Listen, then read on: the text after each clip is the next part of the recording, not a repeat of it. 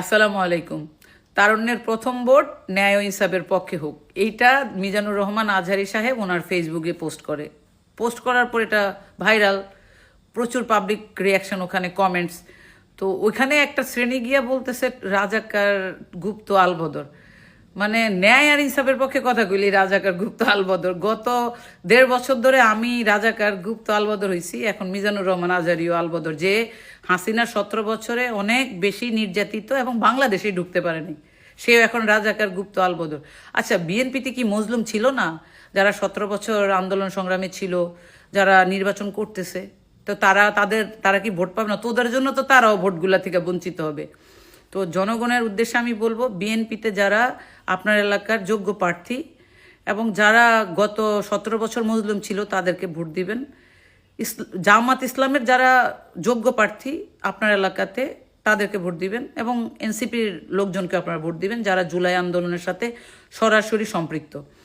তো এখন আমার কথা হচ্ছে, এই যে টোকাই বাহিনী এবং দলের দায়িত্বশীল নেতারাও দেখি যে স্টেজে নিজের নেতাকর্মীদেরকে গুপ্ত সুপ্ত বইলা চিল্লাচিল্লি করে, আর আমার একটা জামাতের থেকে নাকি বহু টাকা পয়সা খাইছি। টাকা তো তোরা খাইছস।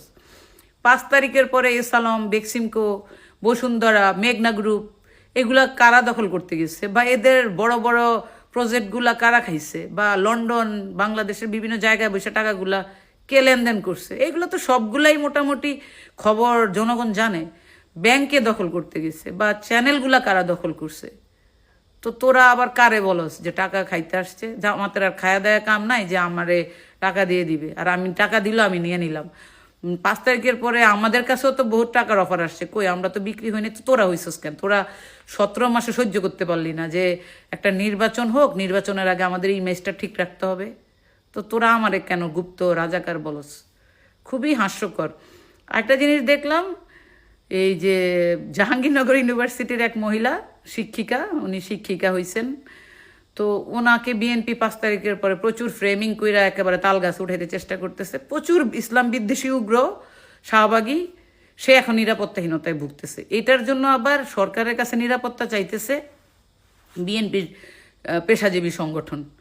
তো গত 17 বছর তার নিরাপত্তার সমস্যা হয় নাই, অথচ পুরা বাংলাদেশের জনগণ নিরাপত্তাহীনতায় ছিল। এখন সে নিরাপত্তাহীনতায় ভুগতেছে। ওই যে ফেসিস্ট ছিল তো শাহবাগী, তাদের তো নিরাপত্তার প্রবলেম থাকার কথা না হাসিনার আমলে। তো বিএনপি এদেরকেই ফ্রেমিং করে, এই হচ্ছে বিএনপির বর্তমান চরিত্র।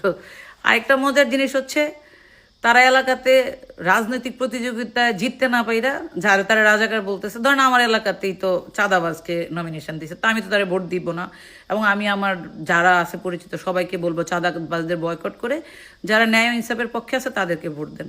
তো এটা কি অন্যায়? এরা আবার বলতেছে আওয়ামী লীগের সাথে নিয়ে জামাতরে নাকি প্রতিহত করবে। সারা বছর আওয়ামী লীগ তো করে আইকালা বাস দিছে, তোরা এখন আওয়ামী লীগরে নিয়ে তোরা জামাতরে প্রতিহত করবি। জামাতেও তো অনেক আওয়ামী লীগের লোকজন রাজনীতি করতেছে, কই জামাতে কথা বলে না তো? তোরা নিজেরা নিজেরা নিজের মানে গোয়া কাছে দিয়া ফারস্কির লিগা তোকে ভোটটা এমনি সব ধ্বংস হয়ে গেছে। এরপরে নির্বাচনী যে পেস্টুন, মানে ছোট ছোট যে লিফলেট ইউজ করতেছে, সেখানে শুধু দলের চেয়ারম্যানের ছবি আর হচ্ছে প্রার্থীর ছবি, এটা তাদের ক্যাম্পিং পলিসি। তো এই দলের লিগেসি দাঁড়ায় আছে শহীদ রাষ্ট্রপতি জিয়াউর রহমানের ছবির উপরে। তো ওই লিফলেটের মধ্যে একটা ভিজিবিলিটি দিতি শহীদ রাষ্ট্রপতি জিয়াউর রহমানের, তাইলে না তো করে পাবলিক ভোট দিত? ওইটাও তোরা খাইলি, স্যাবোটাইজ করলি। তো সবশেষে আমি সবার উদ্দেশ্যে একটা কথা বলি, ইনসাফ ও ন্যায়ের পক্ষে থাকেন, আপনার এলাকার যোগ্য প্রার্থীরে ভোট দেন। কোনো ঋণ খেলাপি ল্যাংটা চ্যাংটা নেতা, আমি পুনর্বাসনকারী চাঁদাবাজ যারা গুপ্ত বলবে আপনাদেরকে, এদেরকে বয়কট করবেন।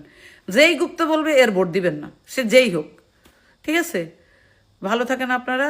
হাদির বিচার চাই, যারা হাদিকে খুন করছে তাদের বিচার চাই, এবং বাংলাদেশের সংসদে যোগ্য এবং ইনসাফের পক্ষে যারা ন্যায় ইনসাফের পক্ষে তাদেরকে আপনারা ভোট দিবেন, তাদেরকে আমরা দেখতে চাই।